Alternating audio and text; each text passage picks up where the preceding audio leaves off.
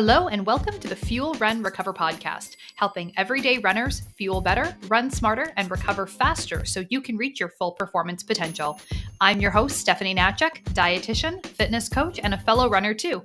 As the owner of Stephanie Natchek Performance Nutrition, I've spent the last 10 years helping runners learn to fuel their bodies, level up their running performance, and establish healthier relationships with food and exercise. If you're ready to reconnect with your love of running, then let's get started on today's episode. All right. Hello, and welcome to this week's episode of the Fuel, Run, Recover podcast, where I am here to chat with you a little bit about what to do when your training plan has not gone as planned. What do we do when things have gotten off track with our training cycle? And I mean, like, this can happen to anybody at any time. I mean, I'm sure we've all had really good training cycles, but also most of us have probably had one or maybe lots where things have just gone off the rails. And if we've maybe gotten a training plan from somewhere online, like a one that we just sort of printed off or something like that, how do we make adjustments? Like, how do we, if we have to take some time off, miss some workouts, et cetera, like where do we pick things back up? How do we make those corrections on the go when things have not gone as planned? And I'll kind of, start off with a little bit of a plug here for working with a running coach, especially if it's something that's like, happening to you pretty frequently and you are having a really hard time following a training plan because things seem to go wrong at different times, or it's hard to sort of fit those training plans into like your specific schedule or something like that. If you struggle with this, then working with a coach can be really, really helpful because you're going to get guidance and you're going to get advice on how to make adjustments as you go. And I've got a, recent example of something that happened with one of my coaching clients that I'm going to share as we go on, where I think that if in sort of a similar situation, someone had been trying to follow just kind of a standard, training plan that they had gotten online somewhere, and tried to follow that in this specific situation, that runner may not have even made it to that race or been able to finish that race. So we're going to talk about that. But the first thing I want to say, of course, is that this idea that, you get a training plan and you just follow it, and every week you just check all of the boxes. There's no weekend events that you need to move things around. There's no days that you have to take off. There's no, a day off here because you were a little bit sick or something like that. I mean, there can be situations where you kind of like breeze through a training cycle and it goes really well and everything is just easy peasy. But I would say that's probably more the exception than the norm. Very few people have just a perfect, flawless training cycle. But you can still have an overall really positive, really great training cycle if you know how to handle setbacks and challenges and how to make those adjustments, like how to get back on track if things go a little bit off, or how to plan around vacations or work getting busy or something like that. So the first thing that I want you to do, if you're listening to this and you are currently in this situation and you have a race coming up, maybe it's still a couple months away, or maybe it's a couple weeks away, or maybe it's a couple days away, and you're just kind of in that panic mode of not really knowing what you're doing, what's the next step, how do I get back on track? I just want you to know that like it's going to be okay. So just breathe, take a second, and just don't worry about it. Yes, we might need to make some corrections, adjustments to the training plan to kind of get back on track. We also may need to adjust race day expectations, right? So maybe we had initially planned that maybe this was going to be a goal race for us, like a big goal race, a PR race, something like that. And maybe now we have to adjust our expectations in terms of maybe the finishing time that we're aiming for. Maybe rather than aiming for a PR on that day, we're just going to look at finishing, maybe just finishing feeling healthy, feeling strong. Maybe our goal is just to get to the start line of that race in good enough shape to even try and race that day, to try and run that day. Adjusting our expectations and just, being able to maybe let go of a goal that we set a very long time ago that just isn't realistic at that point. It's okay to sometimes do that. It does not make you a failure. It does not make you less of a runner. It does not make you a bad runner. It doesn't make you less worthy or valuable as a runner, as a person, to just have life circumstances get in the way of something you initially were planning for, that now we have to just change and adjust those expectations. There will always be another opportunity to reach our goals. And if we can learn some lessons this time around, sometimes things happen that are completely out of our control. And it is what it is, right? I mean, there's nothing we can do about that. But if we can learn the lessons we need to learn and then do things a little bit differently or a little bit better next time, that just increases our chances of being successful on the next go around. So if we can kind of just reframe this as, not a failure, not a necessarily even a bad thing, it's just something that happens and it's life. All we just need to do is, make the adjustments, make the corrections, and get back on track. So step one is just to breathe, understand that it's going to be okay, and to avoid a couple of key mistakes that I see runners making or kind of wanting to make when their training does go off track. So the first thing that I don't want you to do is let those negative feelings about the missed workouts lead you to miss even more workouts. And this sounds like, if this has never happened to you, then it might sound like a really wild or sort of silly thing to do, but it happens a lot, when you feel bad about missing some workouts or feel bad about something that you haven't been doing. It can be very hard to find the motivation to get back on track to do the thing. And this, can happen. Maybe work has gotten really busy. Maybe you had to do some traveling for work. Maybe you went on a vacation and missed a few runs. Maybe you thought you were going to stay on really on track with your training during this vacation and it just didn't happen for whatever reason. Either way, now you're home, now you're back, took a few days off. And then all of a sudden it's been another full week and you're just totally off track from your training. You're super mad at yourself and you're really upset at yourself that you allowed this to happen. And you just kind of want to give up. You just want to quit and totally throw in the towel. But instead, if we just don't sweat it and just keep looking forward, look ahead and just sort of move on. Yeah, you missed a few workouts and maybe some of them were long runs or important workouts, things like that. But I mean, you can always pick things back up, make a few adjustments, and get yourself back on track. If you just missed a few workouts over the course of a week or two, you probably won't have to adjust your race day goal. But if you do, then it's kind of a good lesson for next time. The next go around, if you do have a vacation planned during a training cycle, that's a great time to do a deload week and not plan to do a ton of running if it just doesn't make sense for you. Some people have way more time to run on vacation, other people don't. For me personally, I was on a vacation a couple of years ago and fell and actually, cut my leg bad enough that I had to go and get stitches in my shin. And so sure enough, I did have to take a few days off from running that I hadn't been planning on taking off, but take a few days off from running during this vacation. And, just crazy, silly things like that can happen to any of us.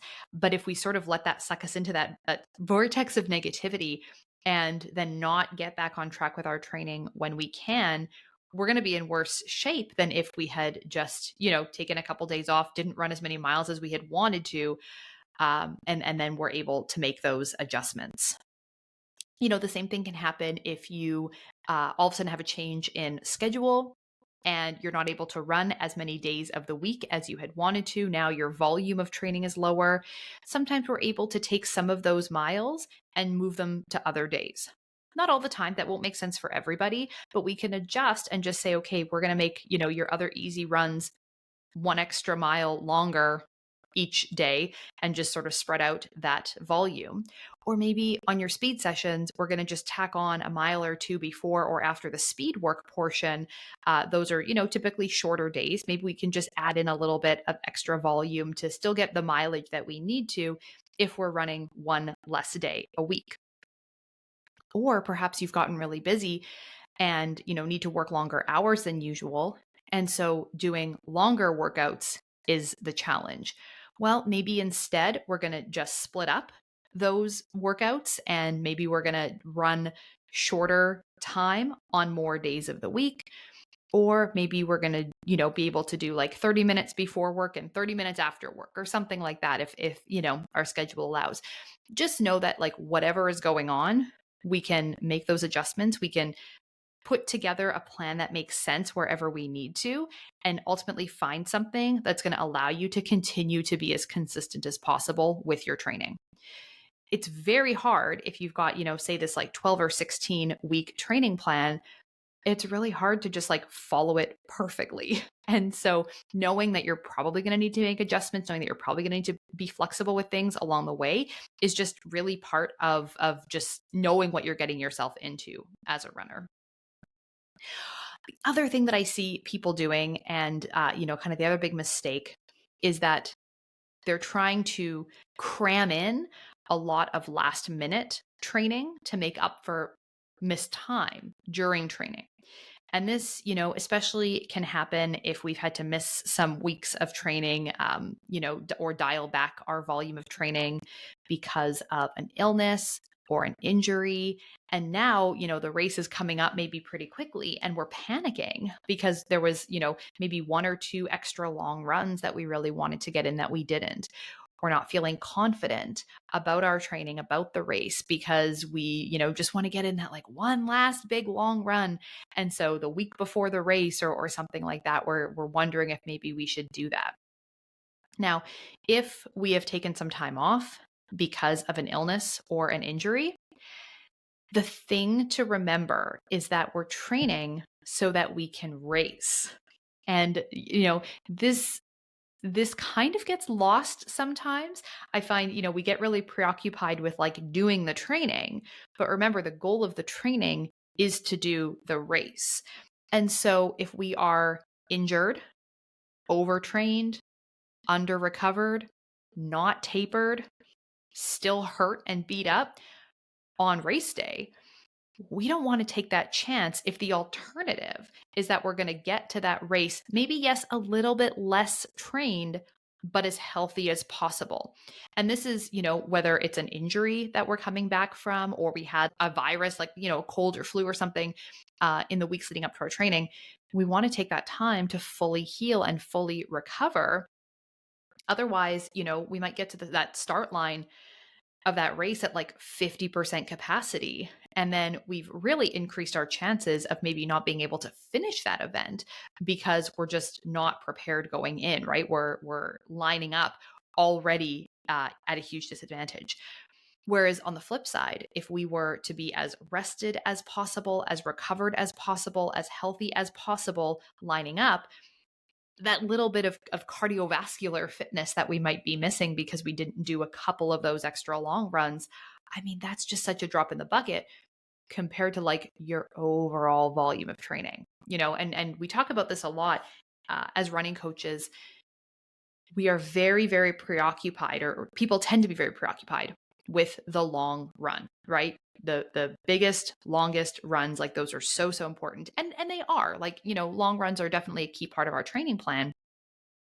But to spend 3 hours running a week or two before your marathon, then still being injured or being under recovered or something like that on the day of the race because you did that big long run, like you're kind of leaving it all out there in the training and you're not saving anything for the actual day of the race. And, at the end of the day, if you want to have a really good race day, you're better off going into it as ready to race as possible, rather than, not maybe being your best self lining up for that event. So this is something that happened to a client of mine recently. She had a couple of injuries that were starting to pop up, and then ultimately ended up missing a lot of training because of just some things that went crazy with work for her. And like I said, it can happen to anybody at any time, totally unexpectedly. She thought she was going to have, months to get ready for this race. And we were feeling really good initially about how much time she had to prepare and the frequency of running that she was doing and everything. And then, things just kind of started to fall apart. But she still, had signed up for this race. She wanted to participate in it, even if we needed to adjust our expectations around, the finish time that she was going to aim for. It became, okay, we're just here to finish. This was her first marathon that she was running. And it was like, okay, we want to just plan to finish rather than, try to aim for a specific goal time or anything like that. But because it wasn't just a matter of not training due to work obligations, it was also a matter of having some injuries that she had started to experience. My goal shifted from being, let's get you to the start line feeling as good as possible. Right. So, what this meant was that we had to take the training volume or sort of expectations around volume way, way down and just focus on being able to run consistently, finding those pockets of time as many days of the week as possible to do even just short, easy runs. Because we couldn't go, with all of these sort of missed weeks of consistently training, lots of missed long runs and things. And then all of a sudden, okay, we're 5 or 6 weeks out from this race. And initially, there would have been a 3-hour long run scheduled. So we're going to just boom, go ahead and do a 3-hour long run. Well, absolutely not. Right. We've missed too much, and that just, we're not following that progressive build. The number one way that clients get injured is doing too much too soon, right? That's the number one way that runners get injured, is doing too much too soon. And so we don't want to do that, right? We don't want to do too much too quickly and make some of these things potentially worse, even if, at that point, this client is feeling better and maybe could try some longer runs. Well, what's the risk there to then maybe get re-injured by doing too much too quickly and not even be able to get to that race as healthy as possible? So, of course, I'm very happy to report that she was able to finish her marathon. Yeah, it was a little bit slower than she'd initially planned or hoped for, but at the end of the day, after all of the effort and time and travel and everything that went into that race, to be able to finish it is just such a huge accomplishment, even if the training cycle wasn't perfect. So, this is just, the really important takeaway is knowing that there is a place for, adjusting our expectations, adjusting the training plan, doing all of those things, because ultimately the goal here is to be able to do that race. And if for you that isn't your goal, if your goal is to do the training piece without the race, then, sticking to sort of I'll say a sort of like a base building type of plan where you are sort of running a little bit more consistent mileage and not just building in terms of volume, is another great way that you can stay consistent. So, of course, we want to know when it's time to adjust our race day goals or expectations. Most races have a cutoff period for being able to switch to a shorter distance if that's offered at the event that you're running at. So, if you've, had a particularly rough time and just maybe don't want to take the risk of doing the initial event you signed up for because you're just concerned that, with you're still rehabbing an injury, it's still giving you some problems and you don't want to make it worse. Maybe you have another race, like you've got another race already on the calendar that is a bigger priority. So this one is just, maybe not worth doing if you haven't really trained that well for it. There's lots of reasons why you might want to switch and consider swapping to a shorter distance. And again, we don't want to see this as a bad thing or for failure or something that we need to feel really negatively about. We want to just see this as the thing that makes sense for us at that time. Just, it just part of life is adjusting expectations and having to sometimes make changes on the fly. It's great to have goals, and we, want to do the SMART goal thing and tell people about our goal and be accountable and all of that kind of stuff. But we also don't want to be so, kind of handcuffed to our goals that then we end up doing more harm than good for ourselves, maybe physically and mentally in the long run, because we just couldn't let go of something that we had initially planned for. So just, having that wisdom of knowing when it is time to maybe throw in the towel on the initial plan that we had made and adjusting those expectations to something different, and then having a really positive experience because of it. And then the last thing that we want to do is, looking ahead and kind of forward to future races that we might do. is we really want to reflect on being realistic about how much time we have to train, how much we want to train, and plan races around that schedule. If there's a super busy season for you in life, maybe if you work as like an accountant or something, right at tax time, things get crazy. Maybe that's not the best time to be also doing your peak volume weeks for a race that's like just after that. Maybe if you're a teacher, you want to race in the summer and you want to be doing your longest long run weeks, right as the school year is kind of wrapping up. Maybe you have more free time. Maybe you have less. I don't know. I'm not a teacher. Versus doing a run at the beginning of the school year when things just get crazy and it's very hard to fit in the amount of running you need to do because now you're back at work full time and that sort of thing. So just looking at like your life and your lifestyle and being realistic about when is the best time of year for me to race and try to plan that as much as possible. Now, if you have goals of running specific races, like if there's certain races that you want to run, obviously, those take place when they take place and there's nothing that we can do about it. But if you're running, I'll say sort of your run of the mill marathon or half marathon, not a world major or, a race in a specific city that you really want to do or something like that, then kind of picking those races based on when it makes the most sense for you is the best way to make sure that this doesn't continue to happen to you and doesn't continue to be a problem and something that is always a barrier with your training. It's just that you can't get through a training cycle without life getting in the way. For me personally, we get very busy in the summer. We do a lot of camping trips. We're often away, so I can run, but it's a lot harder to run when you're like not at home and you're kind of out of your normal environment and stuff like that. So I really like doing most of my races kind of like spring, early summer. Yes, the weather here isn't amazing for the training early in the spring, and you can get, snow and rain and cold still. So you're having to battle the elements in that regard. But to be sort of done with my longer events before summer really gets into full swing, I really like that. And then, of course, having the summer to do a little bit less training, not be as structured and just enjoy that time off. Maybe doing something in the fall, but not early fall is just what I really enjoy so that I'm not having to do all of my biggest, longest runs when we're at our busiest and want to spend that time doing other things. So yeah, it just really depends on you and it just depends on kind of your life circumstances and what works best and being realistic about that. The other thing that I want you to remember is that everyone is different with different life circumstances and different goals and priorities and everything.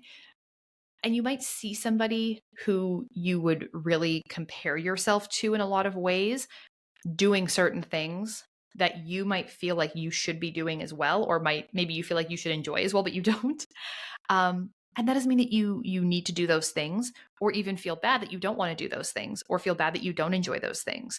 Again, from just my personal experience these last couple of months, it's been challenging at times, as a new mom to see other new moms doing tons of races, postpartum. They've got their little teeny tiny new babies that they're running in the stroller with or holding at the finish line and stuff like that. And they're just so many races that they're doing in that first year postpartum. And that just hasn't been my experience at all. For me, finding the time to run, being able to get back into running. I mean, it took me months and months of working with physio to be ready to run again after having my twins. I'm just going to be running my very first 10K this weekend, and finding the time to train for that has been honestly plenty on my plate with looking after my kiddos here and then also running a business, recording this podcast for you guys every week, all the things that I have on the go, finding that time and also prioritizing that time is just not something that I want to do or really can do at the moment. So yeah, sometimes it's hard to see other people doing things that you think you should be able to do, but aren't or can't or don't want to or whatever. But just know that like everyone is different. Everyone's life circumstances are different. And we just need to, run our own races and just worry about what we're doing, not what everyone else is doing. Because at the end of the day, our only competition is ourselves. So yeah, I mean, one day I certainly plan to get back into longer events, but for now, it's important for me to be realistic about how much time I can dedicate to running, and then also how much time do I want to dedicate to running. I don't want it to be something that's kind of, I'll say, hanging over my head of needing to try to find time to fit in, an hour or 2 hour long run most days of the week while juggling everything else that I have going on. So, for my workouts to be somewhere between like 30, 40 minutes, and then my long run being about an hour at this point in time has been great. It's been exactly what I need. So being realistic allows your training to be less likely to get off track. That's kind of what we want to think about at the end of the day is, yes, things might go off track. Things are going to happen. We might get sick, we might get hurt, we might have things with work that just need adjusting. All of that can happen. We want to prevent that stuff as much as we can, as often as we can. And a lot of times that just requires us to be realistic and plan ahead and look at those factors. But if that doesn't happen and things do seem to come out of nowhere for you, it is what it is. Adjusting, making those corrections, looking at the calendar, and of course, getting some help, working with a coach, being able to sit down and talk to someone. Okay, this is where I'm at. This is what needs to happen in my schedule. How do I make these adjustments? What do I do with my long run? Having that guidance can be so helpful for getting you back on track, keeping you on track, and making sure that you do ultimately get to reach all of your race day goals, even if it does take you a little bit longer than you initially thought. So that is it for today's episode. I really hope that you enjoyed it, found it helpful. Now feel a little bit more confident in knowing what to do if and when your training does happen to go off track, knowing that it's not the end of the world. It's something that we can always make adjustments for. We can always kind of course correct, get back at it, and then how maybe we can prevent this from happening again in the future. So thank you so much for spending some time with me today, listening to this week's recording of the Fuel, Run, Recover podcast. And we will see you back here next week for next week's episode. Bye for now.